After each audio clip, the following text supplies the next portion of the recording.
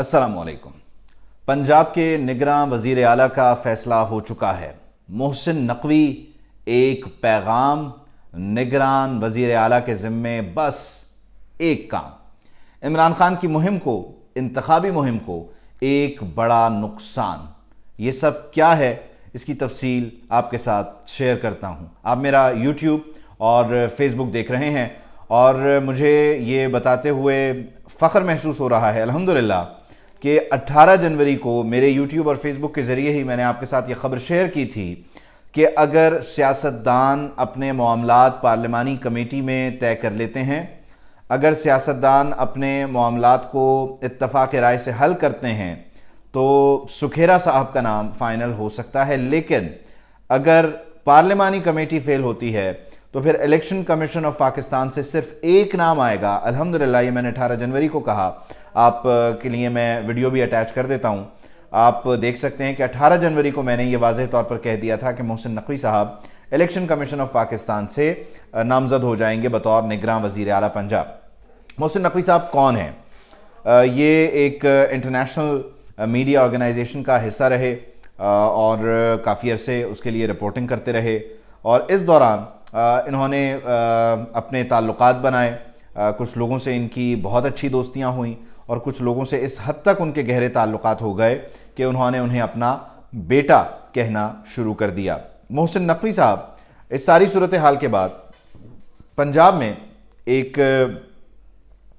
Channel शुरू करते हैं जो लाहौर बेस खबरें देता है, जिसे सिटी 42 कहते हैं, जिसकी मकबूलियत की कोई इंतहा नहीं है। और फिर ये ग्रुप सिटी ग्रुप बन जाता है और फिर इसमें कई चैनल्स इस छतरी के अंडर आते हैं, इस अम्ब्रेला के अंडर फॉल करते हैं। और मोहसिन नकवी साहब एक सहाफ़ी से एक कारोबारी शख्सियत बनते हैं। कुछ ही अरसे में देखते ही देखते वो तरक्की करते हैं और बड़े डेडिकेटेड हैं, बड़े मोटिवेटेड हैं, बड़े पॉजिटिव आदमी हैं। और मैंने उनके ऑर्गेनाइजेशन के साथ काम किया, उनके ऑर्गेनाइजेशन का मैं हिस्सा रहा हूँ, तो इस बात को मैं कह सकता हूँ कि he is a very common man, he is a very friendly person, peoples man आप उसे कहिए तो गलत ना होगा। लेकिन मोहसिन नकवी की तैनाती एक पैगाम है। जैसे कि मैंने आपसे कहा कि जो उनकी तकर्री है वो एक पैगाम है, लेकिन वो पैगाम क्या है, किसके लिए है, वो आप ट्विटर पर देख सकते हैं। मोहसिन इलाही साहब ने अपनी 15 जनवरी की जो ट्वीट है उससे टैग करते हुए लिखा है कि मैंने तो बता दिया था कि ये शख्स हम पर मुसल्लत किया जाएगा और इसको मुसल्लत करने की दो वजूहात हैं। वो दो वजूहात क्या हैं? ये फवाद चौधरी साहब भी इसका जिक्र कर रहे हैं, ये हमाद अजहर साहब भी, असद उमर, और आप इस पूरे ग्रुप को सुने तो आपको अंदाज़ा होगा कि ये मोहसिन इलाही के बताए हुए जो रास्ते हैं उस पर इस वक्त ये चल रहे हैं और मोहसिन इलाही ने जो इन्हें तरतीब दी है ये उस पर अपने ख़दशात का इजहार कर रहे हैं। और वो ख़दशा जायज़ है, दुरुस्त है, क्योंकि जो मोहसिन नकवी साहब की क़राबत है, ताल्लुक़ है, वास्ता है, और उसको देखते हुए आप ये अंदाज़ा लगा सकते हैं कि वो ज़ाहिर है जितने ही भले मानस हों, लेकिन उनका एक झुकाव है, उनका एक टिल्ट है और वो टिल्ट नज़र आएगा। आइन के आर्टिकल 224 के तहत इलेक्शन कमीशन ऑफ पाकिस्तान ने यह तकर्री की है, इसे सुप्रीम कोर्ट में अब चैलेंज करने का फैसला हुआ है। इमरान खान ने अपनी लीगल टीम को यह हुक्म दे दिया है कि इसको चैलेंज किया जाए, लेकिन वो ये कहते हैं कि इदारों पर से लोगों का एतमाद उठ चुका है और इदारों से हमें कोई ख़ास तवक्को अब है नहीं, जिसके बाद अब वो सड़कों पर आने जा रहे हैं। लेकिन जब वो सड़कों पर आएंगे तो होगा क्या, इस पर हम आगे चल के तफसील से बात करते हैं। लेकिन मोहसिन नकवी एक पैगाम है, ये मैंने वीडियो के इब्तदाइये में कहा, वो क्या पैगाम है? जरदारी साहब ने ये मेक श्योर किया कि जो चौधरी बिरादरान की दुखती रग है, क्योंकि आपको ये याद होना चाहिए जरदारी साहब जब टसल लगा लें, जब वो खुन्नस पाल लें, तो फिर वो ये क्रॉस लगा देते हैं। उन्होंने क्रॉस लगाया इमरान खान पे कि मैं सबसे बात कर सकता हूँ, इमरान अहमद खान न्याजी से बात नहीं करूँगा, और वो बात नहीं कर रहे, बल्कि पूरे पीडीएम इत्तेहाद को उन्होंने भी रोक के रखा हुआ है कि वो किसी सूरत इमरान खान से डायलॉग नहीं करेंगे। इसी तरह उन्होंने चौधरी परवेज़ इलाही साहब और मोहसिन इलाही साहब पर एक क्रॉस लगाया उस वक्त जब इन्होंने दुआए खैर की, और दुआए खैर करने के बाद ये लोग चले गए इमरान खान के पास और वहाँ से इन्होंने वजारत आला ली। जरदारी साहब से जो इन्होंने कमिटमेंट की उसे इन्होंने लूज़ किया, लूज़ करने के बाद उन्हें धोखा दिया और उसके बाद इमरान खान के साथ इन्होंने इत्तेहाद किया, जिसके बाद जरदारी साहब ने इन्हें कर लिया मार्क। अब जब गेम आई इन्हें तकलीफ पहुंचाने की, इन्हें नुकसान पहुंचाने की, इन्हें अजियत देने की, تو زرداری صاحب نے اپنا کارڈ شو کروایا. وہ کارڈ کیا ہے؟ یہ بڑے قریبی ان کا رشتہ ہے چودھری برادران سے محسن صاحب کا, محسن نقوی صاحب کا, اور اسی طرح زرداری صاحب سے ان کا تعلق ہے, وزاداری ہے. شہباز شریف فیملی سے, نواز شریف فیملی سے بھی ان کا بڑا قریبی تعلق ہے. صرف انہی لوگوں سے نہیں بلکہ پاکستان کے جتنے مقتدر حلقے ہیں, جو بااثر لوگ ہیں, ان سب کے یہ قریب ہیں, اور کم و بیش کئی جگہوں پر ان کی رشتہ داری کی کیٹیگری میں ہی یہ فال کرتے ہیں, اور جہاں نہیں ہے وہاں یہ کم از کم منہ بولے بیٹے کہلائے جاتے ہیں. بہرحال تو زرداری صاحب نے یہ طے کیا کہ اب محسن نقوی کی صورت ان کو پہنچانی ہے تکلیف پہنچا دی گئی. آپ یہ دیکھیں کہ زرداری صاحب نے میک شور کیا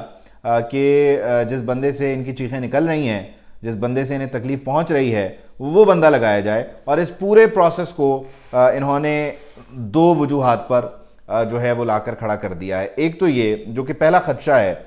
جو کہ جس کا اظہار میں خود اپنی ویڈیوز میں بھی کر چکا ہوں کہ جب ملاقات ہوئی اسلام آباد میں چیف جسٹس اور چیف الیکشن کمشنر کی, کہ انتخابی معاملات کو طول دیا جا سکتا ہے نگراں سیٹ اپ کو بہت ساری وجوہات پر, بہت سارے گراؤنڈز پر.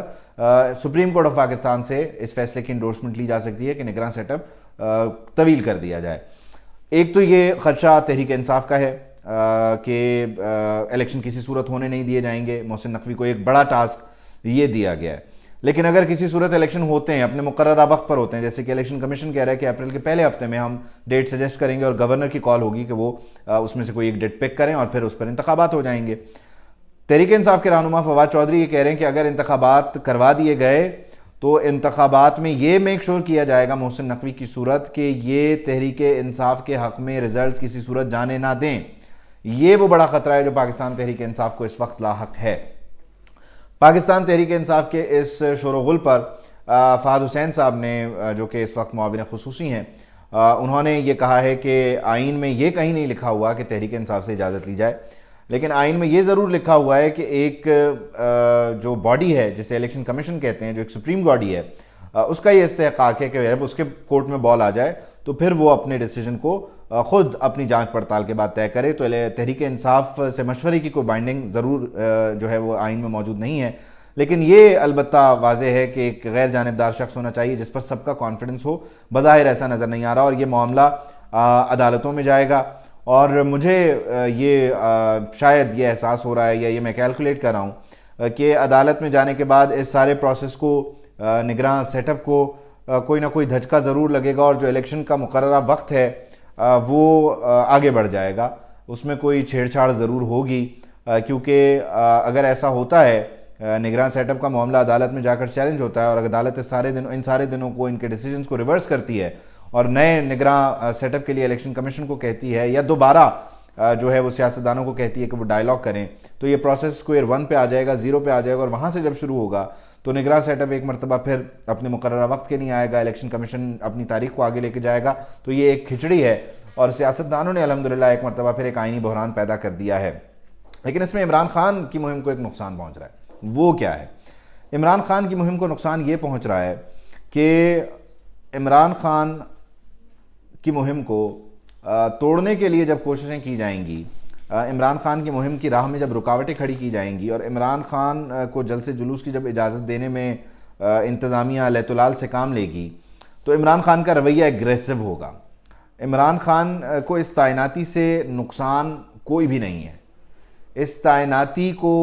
اس متنازع تعیناتی کو, جو کہ وہ کہہ رہے ہیں مبینہ طور پر متنازع تعیناتی, اس کو وہ کیش کریں گے, اور اس ساری صورتحال کو وہ بار بار اپنے جلسوں میں اور بار بار میک شور کریں گے کہ وہ سڑکوں پہ جب انتخابی جلسے کر رہے ہوں تو یہ بتائیں کہ ہمارے اوپر ایک ایسا نگراں وزیر اعلیٰ بٹھایا گیا ہے جو دھاندلی کروا رہا ہے, جو ہمیں جیتنے نہیں دے گا, اور وہ لوگوں کو چارج کریں گے, موبلائز کریں گے. اور پاکستان تحریک انصاف کا جو ورکر ہے اس میں ایک نئی انرجی پھونکی جائے گی یہ کہہ کر کہ آپ یہ دیکھیں کہ لاہور میں ایک ABC کو بٹھا دیا, ایک XYZ کو بٹھا دیا جو ہمارے خلاف دھاندلی کے پلان بنا رہا ہے, اور زرداری کا بغل بچہ ہے, اور فلانا ہے, اور ڈھمکانا ہے. تو اس طرح سے تحریک انصاف کا ورکر چارج ہوگا, موبلائز ہوگا, اور وہ پھر اس میں ایک نئی روح پھونکتے ہوئے پاکستان تحریک انصاف کے ورکر کو الیکشن ڈے پہ پولنگ بوتھ تک لایا جائے گا. تو پاکستان تحریک انصاف کو ان کی مرضی کا نگراں وزیر اعلیٰ لگنے سے جہاں شاید کوئی فائدہ ہو سکتا تھا, وہاں ان کی مرضی کے خلاف جاتا ہوا یہ جو شخص ہے جس کو وہ پسند نہیں کر رہے, اگر یہ لگا دیا گیا ہے تب بھی نقصان کوئی نہیں ہے. پاکستان تحریک انصاف ہر صورت میں اس سچویشن کو کیش کر لے گی۔ ہاں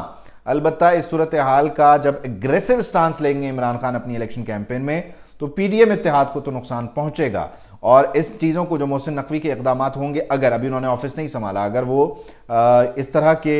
جانبدارانہ اقدامات کرتے ہیں تو سوشل میڈیا پر ان کو ہائی لائٹ کرتے ہوئے پی ڈی ایم اتحاد کو ضرور ملائم کیا جائے گا اور پی ڈی ایم کے ورکروں کو ضرور پش بیک کیا جائے گا، لیکن اس ساری صورتحال کا فائدہ ہی فائدہ ہے، اور وہ فائدہ صرف اور صرف ایک شخص کو ہے، عمران خان کو۔ اور اگر عمران خان کو فائدہ پہنچ رہا ہے تو اس کا مطلب یہ ہے کہ یہ طے ہو چکا کہ عمران خان کو فائدہ پہنچنا چاہیے، ورنہ اس ملک میں کسی مائی کے لال کی جرت نہیں کہ بڑوں کی مرضی کے بغیر یہاں پر کوئی فائدہ حاصل کر سکے۔ اس ملک کا اللہ ہی حافظ۔